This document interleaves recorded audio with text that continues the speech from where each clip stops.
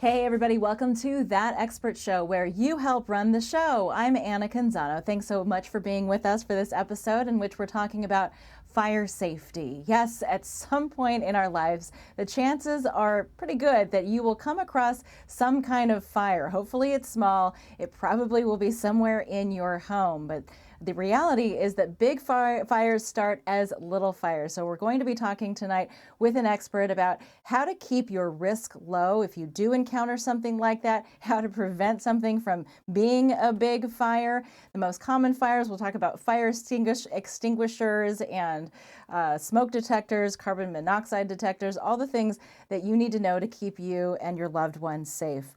Our expert tonight is the Public Affairs Chief and an interim division chief for Tualatin Valley Fire and Rescue. Joining us is Cassandra Ulven. Cassandra, thanks so much for being on That Expert Show. You bet, Anna. It's great to be with you. You know, when we talk about fire safety, I think the most important thing is for people to just know what exactly is the most common fire that they would encounter where they live or work. You bet. So you probably won't be surprised to hear that kitchen fires are the most common fire. And it usually happens because people leave food unattended on the stovetop. And by the time they return, they have this fire that makes them nervous. And some people panic and don't know what to do. And fire doubles in size every minute. So as you talked about before, a small fire can quickly become a big problem. Wow. So the most common is a kitchen fire, and it's actually stovetop, not oven or microwave. A stovetop fire is the most common, and then sometimes it might not even be cooking what you're cooking in the pot on the stove. It could be that you have combustibles stored too close to the stovetop. But either way, knowing what to do when you have a fire in your kitchen is pretty important, and having a fire extinguisher in your kitchen is really something everyone should have. I think that's an important point that you just made there, that it's good to have kind of a safety zone around your stove. I know that kitchens can be crowded places depending on how much room you have on your countertop. You might be bringing groceries in and just set something on the stove like it's a shelf. But that's something to keep in mind, is things that are flammable probably shouldn't be by things that have an open heat source. Yeah, absolutely. I remember one of the first kitchen fires that I went to was someone that was just moving into a new apartment, and they were bringing things in, and they'd set down a box on the stove, and somehow the stove top got turned on. It was a glass top stove, and that ignited the box. And before they knew it, their whole entire kitchen that they hadn't even had their first meal in was on fire. That is so rough. When you talk about fire extinguishers, let's talk about fire extinguisher placement, because I think until just a couple of weeks ago, I have the kind of stovetop where there's actually a shelf underneath it. So there's a fan that goes under into the island. And I realized I was keeping my fire extinguisher in that area underneath the stove. I'm wondering if that is wise, or, is there a best practice for where you keep the fire extinguisher in relation to where the fire is probably going to start? Well, you want it close. You do want it close to your stove because that's the most probable location that you're going to have a fire. But most importantly, you need to have it in a place that you automatically think to use it. So I remember being a college student, and we thought it was great to have lots of candles in our apartment. And we had a candle ignite a wall fixture that it had. And I was sure I knew what to do, and I went into the kitchen to get the fire extinguisher, and I opened the cabinet and it wasn't there. And I panicked, and we ended up doing everything wrong, which is probably not something I should share now that I've been in the fire service for so long. But I had forgotten that we had affixed the fire extinguisher onto the cabinet inside the cabinet that I had opened. And so I really, after I had installed that fire extinguisher, I never thought of it since. So where you have your fire extinguisher is really where you will use it, where it's accessible, and then practice with your family, what you would do and when you would get that fire extinguisher, and then how to use it. Because the last thing you want to do if you need to employ a fire extinguisher is not know the proper way to use it. That's good information. Is there a concern about the placement of the fire extinguisher near a heat source, though? Because isn't the bottle itself, is it flammable, or is there a safety concern with that? Yeah, it can become, it's pressurized content, so you never want it to be too close to an open flame or a heating source. But if you just have it in a cabinet near your oven, that's not too close. Okay. So you, again, you just want to make sure that wherever you have it, you are ready to use it. Everyone knows where it's located, and you know how to properly use it. So, for example, with this fire extinguisher that I have here, it's got a pin, and you'd pull that pin and you would aim the fire extinguisher at the base of the fire, and you would pull that pin, and then you would squeeze and you would sweep from side to side at the base of the fire, because you're really just taking the oxygen away from the fire. If you point the extinguisher in the wrong direction, you could quickly spend all the contents of your extinguisher without putting the fire out. That is a really good point. I think a lot of kitchen fires, home fires that I've covered as a reporter, started with somebody who was using oil to cook. Is there a special fire extinguisher that you should buy so, it's for use in the kitchen if you're dealing with a grease fire? Right. Well, first of all, you never ever want to put water on a grease fire. So if for some reason you didn't have a fire extinguisher, you definitely do not want to use water, because that will immediately react with the oil and it'll splash, and that can cause burns. So you don't ever want to use water on a grease fire. You want to check to make sure the extinguisher that you have can be used with oils. Most of the common fire extinguishers that you find at Home Depot or Fred Meyer are acceptable in those, for use with cooking fires. But you want to just make sure that you have the right kind. So, and then also with those grease fires, you want to make sure that you put a lid on it. So you want to slide a lid from the top to cover the pan, if you can safely do so without burning your hand, and then turn the oven off to remove that heat source. Because, and then obviously staying there while you're using oil, because that oil can get hot and ignite, and it quickly, grows into a large fire.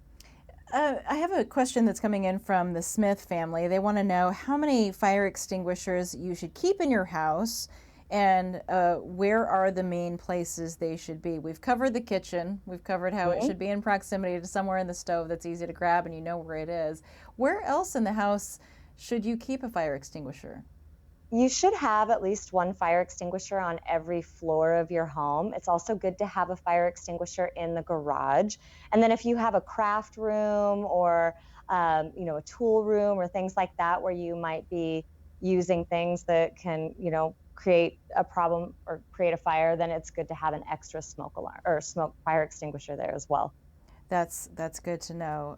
Can we move on to talk about smoke detectors? And it's such a basic thing, and yet I can't tell you the number of incidents that I went on where there were no smoke detectors in a home or in an apartment, and the damage was significant, the injuries were significant, even lives lost. Can you give us the basics on smoke detectors, and are there combination smoke detector and carbon monoxide units now that are sold? There are. So, as far as placement, you want at least one smoke alarm on every level of your home. You really also want them in your bedrooms. Ideally, you'll have an interconnected system of smoke alarms, and that's what's required with any new construction, which means that if you have a smoke alarm sound, let's say, on the first floor of your home, all the smoke alarms in your home will go off. That's especially helpful if a fire happens in the middle of the night when people are sleeping. So if you don't have an interconnected system, you still want to make sure you have at least one on every floor, and then the additional ones in your bedroom. You want to test them every month to make sure that they're working. I think your point about having no working smoke alarms in a home and then having tragic outcomes, that's really common, because people will take their smoke alarms apart if they sound while they're cooking. Newer smoke alarms have a hush feature, so you can turn that alarm off, and that's helpful. But unfortunately, we've seen, especially in multifamily housing settings, where your smoke alarm goes off often because you cook, that those are disabled. And then you're not only putting your family at risk, but everyone that's living in close proximity to you. And I guess it's worth mentioning too, that it doesn't cost that much more, and correct me if I'm wrong, to buy the kind of smoke alarm that actually has a carbon monoxide detector as well. So if you have some kind of gas leak, some kind of gas issue in your home, it will pick up on that and alert you. Yep, absolutely. Absolutely. And they are a little bit more expensive, so you may not elect to have that carbon monoxide detector in every part of your home, but if you have one in the central area of your home, that's good because like you said, that can detect those dangerous gases, and carbon monoxide can be produced anytime you have unspent fuel. So that could be propane, that could be natural gas, that could even be a wood burn stove in your home. Absolutely. I've been on those calls as well that have tragic results. Michelle wanted to know whether her fire extinguisher can be serviced. She used it recently, and I guess that brings the question, can it be serviced, and do fire extinguishers expire? Should you replace them if you haven't used them in years? Yeah, you can have fire extinguishers inspected. There are plenty of private companies. You can go online or in the yellow pages for one that's near you, and they'll check to make sure that there's still enough content, still enough pressure inside your fire extinguisher. They can recharge them if you've used it. For some of these smaller fire extinguishers, like the one that I have next to me, it's pretty inexpensive to just buy a whole new fire extinguisher. But if you do dispose of an old fire extinguisher, you need to do that through the Metro Hazardous Materials site. And maybe you said this and I missed it, but how long does a usual fire extinguisher, like the one you were displaying there, how long does that last? It varies, usually about 10 years. There are different kinds of extinguishers. So you might have a specialized fire extinguisher for electrical fires. You might have one of the large water cans. So there is a difference just based on the type of extinguisher that you have, but they're all required to print their expiration date on them, and so you can always see that. You also want to make sure that on that label, it has that UL, the Underwriters Laboratory, to make sure that you have a reliable tested fire extinguisher. Oh, okay. Because they're not all fire extinguishers are the same in terms of quality, apparently. Yeah, if you buy it from a big box store, like Home Depot or Fred Meyer, any of those places, you can count on them carrying good ones. But now you can buy a lot of things online, and the quality of various products might not be the same as some of those major brands that are tested and, perform reliably. That is good to know. Okay, so you said that the most common fire that you'll encounter in a home starts in the kitchen, usually something that's left unattended on the stovetop. Can we move on down the list, like number two and number three most common fires in the home? I'm going to guess that they have to do with heating of some kind, like portable heaters or baseboard heating. Are those the next common issue? Yep, you're spot on. So the next most common fire is a home heating equipment fire, and those are typically because of something being stored too close. So too close to baseboard heaters, too close to a fireplace, and really you need at least 3 feet of space from any of those heating sources. Somewhat related is improper disposal of briquettes or ashes or smoking materials. So, of course, I included a nice handy dandy container here to show what's really the proper way to dispose of briquettes or fireplace ashes, because we've seen instances where people have had fires start in a yard debris bin where they threw out some ashes that had, in their mind, been days and days old, that hadn't, they'd gotten them out of their fireplace and disposed of them several days after. Those coals can stay hot for a long time, and it's not uncommon to have those coals start yard debris on fire and then start the exterior of a house fire, and then obviously that can get inside a house. So home heating equipment and proper disposal of those items are really good things to do, and they're very simple. I think, you bring up a good point about the area outside of your home. The region, Pacific Northwest, that we live in here had a spate of wildfires. Really, the whole West Coast was inundated with wildfires this last summer and fall.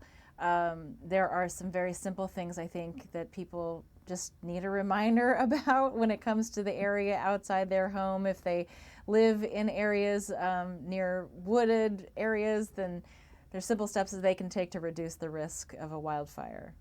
Yeah, so many of us live in those, they call them wildland urban interface areas. So, an area that could be close to woods or fields or briars or brush. And as you said, this last summer, how many of us were facing evacuation orders when we never would have thought otherwise?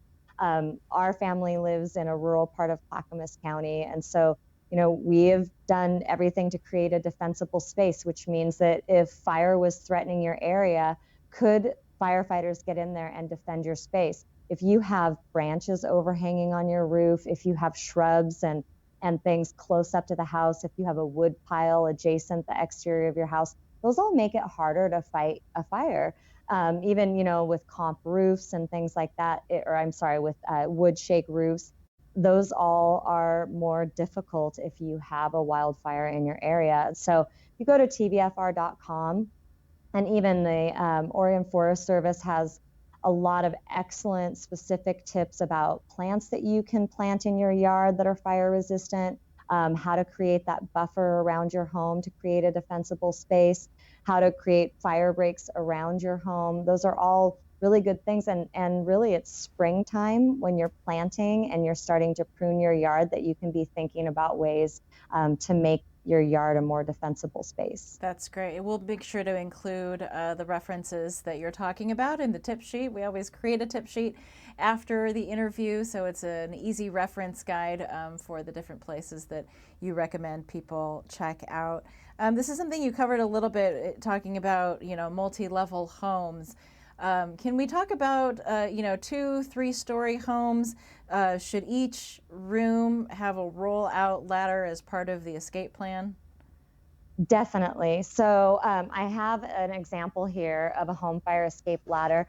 It's a lot less bulky than they used to be, and very, very reliable. So if you have any upper level rooms, you need to have at least one fire escape ladder there. But you also need to think about where you place that ladder, because you don't necessarily want to put it in your room if you think that you're going to need to get your kids out of their room. Obviously, multiple ladders are ideal, but if you have to be careful financially, you can't afford more than one ladder, just think about where you place it and then practice that with your family. What's going to be the easiest place to get that ladder out the window?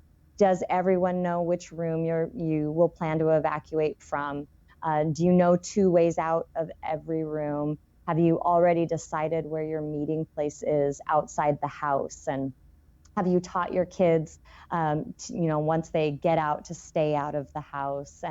And crawling low, you won't be able to see this home fire escape planning map, but it's a really easy activity to do with your kids, and to talk through it in advance, and then to make a habit of practicing it, because people get very, very nervous and very excited, and it's hard to think clearly. So if you've already discussed it and you've rehearsed it with your family, it will be that much easier for you to deploy the ladder and to get out of the home safely. We would love to include that in the tip sheet as well. If you can scan it or send us, a version that we can include for people to link to. When you say practice and rehearse, I mean, I know the kids do, full-on fire drills at school. We do them in our workplaces. Do you recommend going all the way through with that? Like putting the ladder out the window and climbing out a second-story window to practice that? I think it's better for you to deploy the ladder, not necessarily climb down it every time. It isn't without some risk, but if there is an actual fire, it's definitely better to be going down that ladder and potentially falling and staying in the home and succumbing from toxic, deadly smoke. So at least know how to unfurl that ladder, where you would position the ladder, how it fits on your windowsill. There might be one window that's better than another. Where you have parts of your roof that would be a challenge. If you have, say, only a second story ladder, you might need a 3-story ladder, even if it's only on the second floor. So by becoming familiar with it, you'll actually be able to implement it. So everything's stopping short of climbing out that second story window, but you could try it from a first story window just to get a feel for it. Just to practice it. I had to Yeah. ask. And the other thing when it comes to doors at night, bedroom doors, is it good practice to sleep with the doors closed, open? I can't remember what the rule is on that. Absolutely better closed.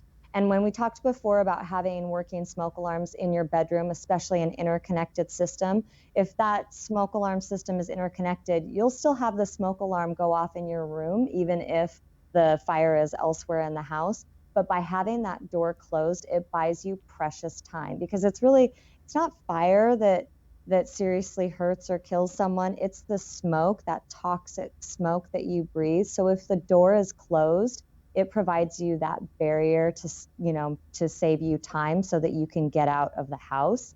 When we teach kids about home fire escape planning, we teach them how to feel their door. So you want to feel it with this part of your hand. In case it is hot, you don't want to burn the part of your hand that you're going to need to use to climb out of your window or climb out of the house. And so those are fortunately things that we have in our handy dandy fire escape plan that you can go over with your kids and your family, so that you practice these things and you tactile, you show them, you rehearse it, they feel it, they have a much better likelihood of being able to do it right when you're scared and you're going through the stress of an actual fire. Yeah, absolutely. Um, can you talk a little bit about situations where there's multi-person dwelling? Because I feel like a lot of the fires that I went to as a reporter happened at apartments. The fire started in one unit and moved very quickly through that unit to 2, 3, 4 other units, and you had multiple families that were affected. What can people do right now to help themselves in terms of prevention when they're living around people and they can't account for the responsibility of others? Yeah, that's always a tricky one. And so one of the things that we've tried to focus on, and we've benefited from some researchers helping us, is identifying what compels people to make good choices. And when you um, now, when you, in most of the apartment communities, we've done education with all of them, you create a sense of responsibility. So your actions will affect your neighbors, which includes the potential of fire safety. You can't necessarily help what your neighbors are doing, but by communicating with them, by letting them know if you have concerns. Let's say if they have had children that have expressed curiosity and might be doing some fire setting, letting them know, and calling us if we do lots of education when COVID is not here with us in person, to talk to folks about ways to make their apartment safety community better. We always discourage, bark dust and having good areas where the garbage bins are, so that those are not fire safe.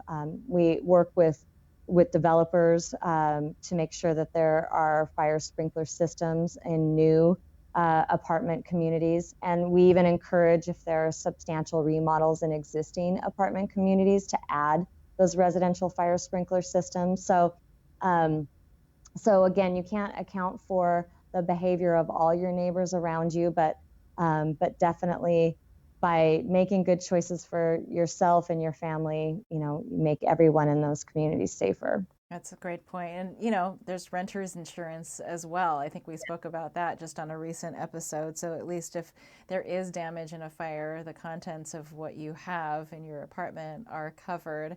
Paula wrote in, she says, maybe throw in the unpopular topic of real versus artificial Christmas trees as a fire hazard. Is this a no-win Well, question for you? I will say there are fewer fires with artificial Christmas trees. So that is definitely something that we see invariably every year. We have at least one Christmas tree fire because someone has let their tree go too long, or they didn't water it, or they had lights that malfunction. So it's far less fun to have an artificial tree, but they are a little bit they're more fire safe, but um, whichever type of tree that you have, making sure that you have light strands that aren't frayed or too old. We actually, in our house, we switched to those LED string lights a few years ago, they have no heat at all and they're very low energy. A lot of the LED lights don't get hot. So that's a good thing. Not stringing too many lights together so that you don't create a problem there where something shorts out. And similarly, just um, being mindful of where you have open flames next to trees. I don't know if you've ever watched us do a demonstration during the holidays with a Christmas tree and a candle, but it takes only seconds for an open flame to ignite a Christmas tree, and it goes quick and it burns hot and it gets big. Yes, I remember those. It is a little counterintuitive because I would think that the artificial trees have a higher level of petroleum and would burn faster and easier, but maybe they've been designed to be a little fire retardant. They're more toxic when they burn, but they do have fire retardant materials in them. So it's harder for them to start on fire, but if they burn, that gas that emits off of those artificial trees is much more dangerous to breathe than a regular tree. But a regular tree actually can burn bigger, faster. That There's makes a lot of sense. oil in Christmas A trees. lot of fuel there. And my last question for the show, unless you had a point to bring up that I missed, which is certainly very likely, it's the obvious one. It's cigarettes and not smoking in bed. Yes, I mean, we would love it, right, for everyone to not smoke, period. You definitely do not want to smoke in bed. Sadly, we've even seen people who are on oxygen smoke, which is a very, very dangerous combination. And if you do smoke, making sure that you properly dispose of those smoking materials, similar to what we talked about with briquettes, you want to make sure that you dispose of your smoking materials in something with a lid, even a bucket of water. We've had a lot of instances where people have discarded cigarettes on a front porch that has later, smoldered and then ignited a porch or an exterior patio. And then, again, you find yourself with a house fire. So you definitely, it's better to not smoke inside if you are going to smoke, and then making sure that you get rid of those smoking materials in a good way. Very good. Cassandra, anything else that you wanted to mention before we go that I haven't covered? I really appreciated the episode that you did with Sarah Vale about the insurance and the renter's insurance. And if you have, if you can have a fire safe, they have varying size fire safes.